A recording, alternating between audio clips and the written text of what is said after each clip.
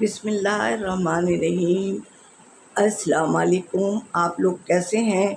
उम्मीद करती हूँ कि आप सब इंशाअल्लाह ताला खैरियत से होंगे और अल्लाह ताला सबको अल्लाह ताला कौन सी घड़ी होती है कि किस वक्त की सुने, तो अच्छी बातें मुँह से निकालें अपने लिए, दूसरों के लिए, अपने मुल्क पाकिस्तान के लिए, क्योंकि हमारा मुल्क पाकिस्तान है तो हम हैं।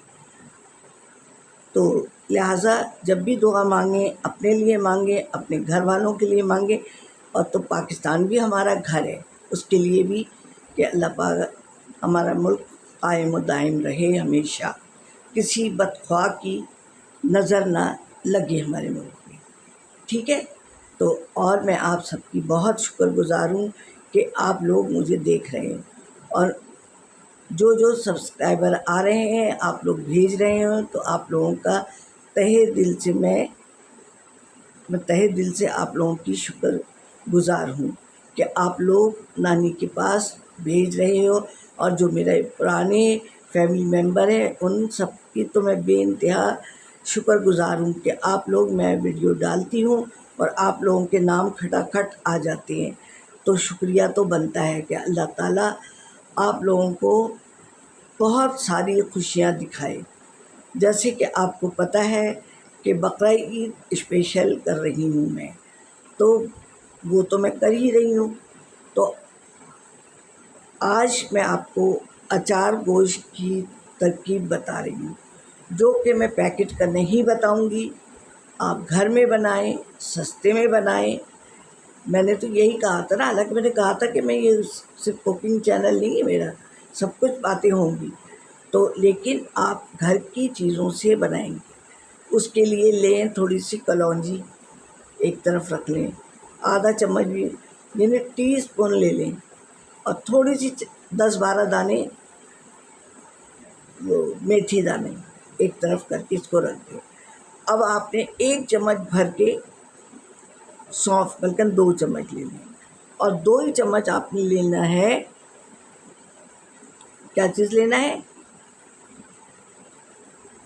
सौंफ ले ली 2 चम्मच, और 2 से 2.5 चम्मच आपको साबुत धनिया लेना है, जो सूखा धनिया होता है ना, जो हम मसाले में इस्तेमाल करते हैं, वो लेंगे। अब दोनों चीज़ों को ना, उसको मेथी दाने और कलौंजी को आप कुछ नहीं छेड़ेंगे। अब आपने इन दोनों चीज़ों को दरदरा सा पिसना, मिक्सी के जार छोटा वाले, बस 1 या 2 दफ़ा चलाया, दरदरा सा हो गया। ठीक है, कि खड़ा खड़ा भी नहीं रहा और एकदम वो भी नहीं रहा, हो गया ये बात। अब आप थोड़ा सा एक ज़ीरा ले लें, सफ़ेद ज़ीरा, जो वो आपने पीसा, मिक्सी की जार में बारीक कर लिया। अब आप एक अदद नींबू ले लें, नींबू नहीं हो तो इमली का पानी ले लें। कहीं क्या नानी खट्टी खट्टी चीज़ें बताती है, इमली के 4-5 दाने भिगा दें, हैं। नींबू हो गई। अचार गोश्त पका रहे हैं ना हम, तो उसमें आप अचारी मसाला भी डालेंगे, मिर्ची भी डालेंगे, और मिर्ची को भरने के लिए भी डालेंगे। अच्छा, अब आपका जो भी गोश्त है, बीफ है, मटन है, चिकन का तो दौर होगा नहीं बकरा ईद में, तो अगर आपका बीफ गोश्त है तो जैसे आप चाहते हैं बीफ गोश्त, कि गोश्त तेल डाला, फिर गोश्त डाला, गोश्त की रंगत तब्दील हुई, थोड़ी सी प्याज, थोड़ी डालिएगा प्याज, क्योंकि ग्रेवी भी हमें बनानी है थोड़ी सी, 1 प्याज भी डाल दें काट के, और लहसुन अदरक, गोश्त की रंगत ज़रा सी तब्दील हुई तो आपने ये, और आपने क्या किया कि लहसुन अदरक डाल दिया आपने पिसा हुआ, और फिर आपने ज़रा सा वो कर लिया, और टमाटर आपने काट के रखे हैं। जब आधा गल जाए ना गोश्त, फिर टमाटर डालिएगा। ठीक है। अब आपने इसको गलने के लिए थोड़ा सा पानी डाल दें, कुर्बानी का गोश्त जल्दी गलता है, तो आपने थोड़ा सा पानी डाला, और आपने ये कलौंजी, मेथी और जो मसाला हमने पीस के रखा है ना, वो आप डाल दें, और पानी ज़रा थोड़े ही डालें, और ढक्कन ढक दें। अच्छा, मिर्चें भी डालेंगे। कौन सी मिर्चें? जो हम रेगुलर इस्तेमाल करते हैं ना। अब आप 1 चम्मच डालें, 2 चम्मच डालें, जितना आपका गोश्त है उस लिहाज से आप उसमें डाल लें। है। हल्की सी हल्दी भी डाल दीजिए, हड्डी है, हड्डियों के लिए हल्दी वो होती है। सब कुछ डाल लिया।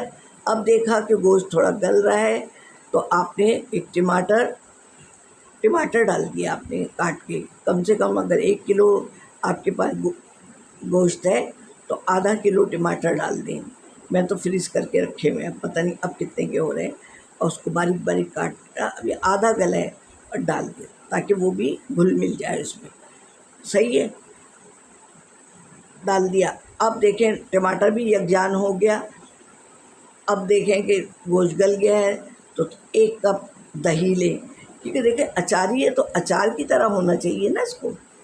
तो अचार आपने दही भी फेंटा, अब चूल्हा धीमा करें क्योंकि दही फट जाता है। आपने ये किया, कर लिया आपने।